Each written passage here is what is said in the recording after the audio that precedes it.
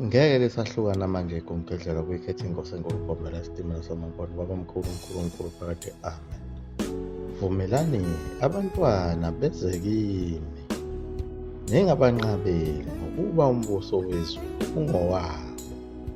Lawo amanye amanga athandwa yibo phela abantu abamnyama okwakhohliswa ngawo obabamkhulu bethu. Bencengelwa ukuthi badedele izizukulwana namadodana ayozinikela ezimishini ukuze phela azothola le mfundiso nenkoleloze eyayifike nabo abathumbi be-Afrika, ukuze lezi zizukulwane zisonteke umqondo bese ziba izigqila zalabelungu engunaphakade. Bonke labantwana abancane babethenjiswa phela lona izulu, babehlawutsheleliswa amaculo adabukisayo, nathembisa izinto ezingekho eziyinkoleloze. Kuthiwa labantwana bacule bathi bangabantwana abancane abahlala ethempelini, usizi abanalo. Bacula leyo ngoma kuleso sikhathi usizi lwaluluningi kakhulu kulo izwe laseMzansi Afrika. Baculiswa lezi ngoma njena abazali babo abekho, babulewe yibo phela laba bantu abamhlophe. Abanye baboshiwe basemajele, abanye bagcwele emahlathini, babalekela khona phela ukuboshwa. Labantwana abancane sebethembele phela kuye umfundisi lona onguyise wemphefumulo yabo, njengoba kwakusho yona incwadi eyayibhalwe yibo phela abelungu ukuthi abasebenze kakhulu ngabantwana abancane abazokholelwa kuye umfundisi ukuthi uyise wemphefumulo yabo. Wasunguleka kanjalo-ke uSunday School, usonto skole. Ufunda ngenkolo uphinde futhi ufundiswe ngesikole. Kodwa abakuyekile futhi ukwethusa ukuthi uma ungayimukeli le nto, kunendoda mphindi eneyimpondo nogoqola lomsila emnyama ephethe umjojantaba wemfoloko. Uma ungayivumi le nto eshiwo umfundisi onguyise emphefumulo yakho, le ndoda izokujujela emlilweni emalahleni avuthayo, ilokhu kuphenduphendula ngayo phela le mfoloko. Isendaweni yayo egama layo kuthiwa isihogo phela lapho isebenzela khona le ndoda. Iyabajijimeza bese kuthi ngelanga langesonto bephumule, lapho abasuke khona bephalana zona izilonda zokusha lezi bezidla.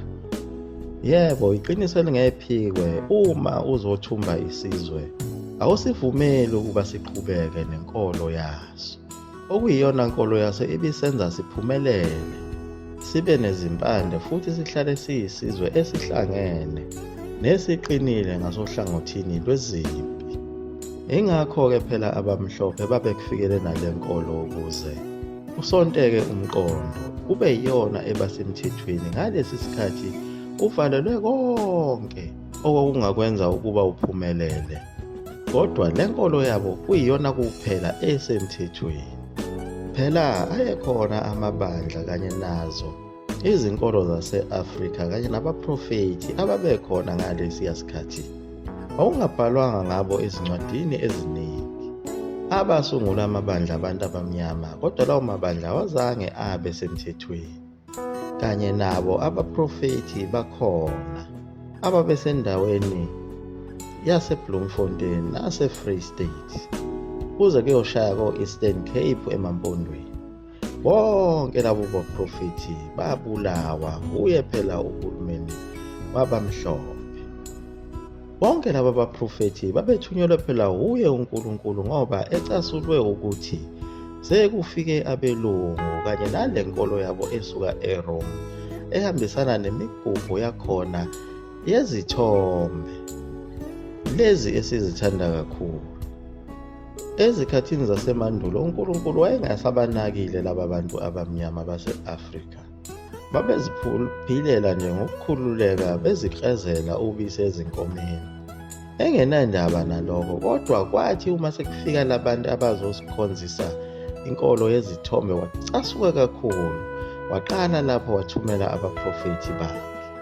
kulo lonke lase-Afrika, kodwa abaprofethi abagqama kakhulu yibo phela laba abathunyelwa khona emampondweni, ababesebenza khona emaplazini benza amabandla abo, befundisa abantu ngokuthi asibuyele enkolweni kaJehova. Babekwenza konke lokho sezikhona izimishini kanye nababhishobhi bakhona entshonalanga. Lesi sizwe samampondo sehlukana phakathi. Kwaba khona abayithandayo le nkolo efike nabelungu yazo phela izimishini. Beyithandiswa phela ukuzincengela besabela impilo yabo. Laba baprofethi basemampondweni babehlale bexwayisa amampondo kanye nezinye izizwe ngayo le nkolo efike nabelungu kanye nazo zonke izimfundiso zabo ukuba azilungile ziphambene noNkulunkulu ongumenzi wezulu nomhlaba. Babexwayisa kakhulu nangayo imali lena phela eyayisifike nabo abelungu, ngoba phela ekuqaleni lezi zizwe ezimnyama zazingayisebenzisi imali. Baphinde baxwayisa nazo izizwe zabantu abamnyama ngaleso sikhathi ukuthi izingane zabo zizothathwa ziyosetshenziswa ezimayini zihamba ngenyoka enkulu, besho phela isitimela.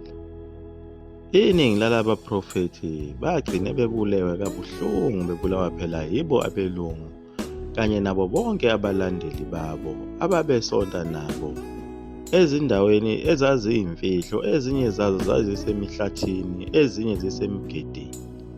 Kodwa abantu ababebambe iqhaza elikhulu ngokuthola lezi ndawo eziyimfihlo okusontelwa kuzo yibo abantu abamnyama, babegijima beyotshela futhi bona abelungu. Njengoba uzubone kube namhlanje abantu abamnyama bayawazonda lamabandla asungulwe e-Afrika. Usayiwo loya moya wasemandulo walaba bantu ababengabadayisi.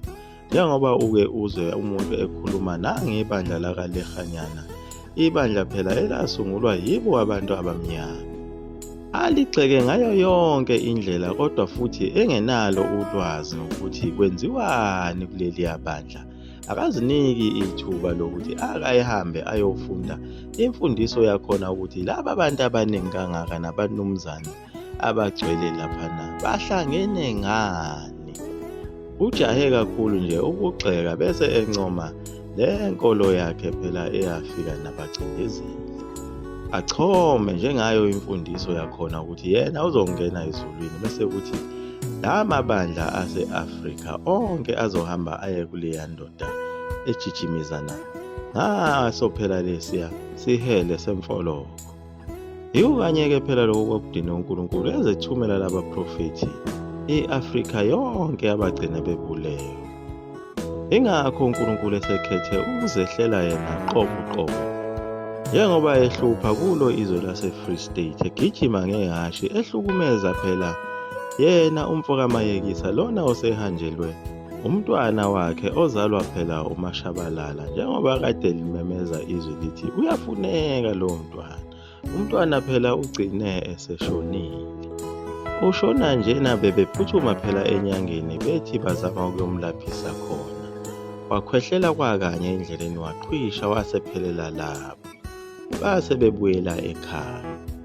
Lapho kwasekukhona khona usizo olwalukhulu kakhulu, ngoba phela yena umfokamayekisa lona wayenqaba ukuba bemhlukanise nayo le ndodana yakhe eshonile. Bemncenga ukuthi umuntu akahlali isikhathi eside kanjena engafihliwe. Uyakhala ubusuku nemini, umbambile umntwana akafuni ukumdedela. Waze wabhodla ngesikade bamthatha-ke umntwana bamfihla.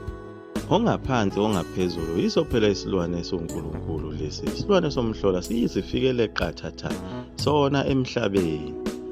Kodwa kubuhlungu phela ngoba siyamhlukumeza phela yena umfokamayekisa lona. Asikhulumi kakhulu isilwane somhlola lesi, siyanquma kuphela sithi nje nguzwile siqede kanjalo. Emva kwalokho sithathe umntwana. Wahlala ulusizi kanjalo-ke umndeni kamayekisa, esefihliwe phela umntwana.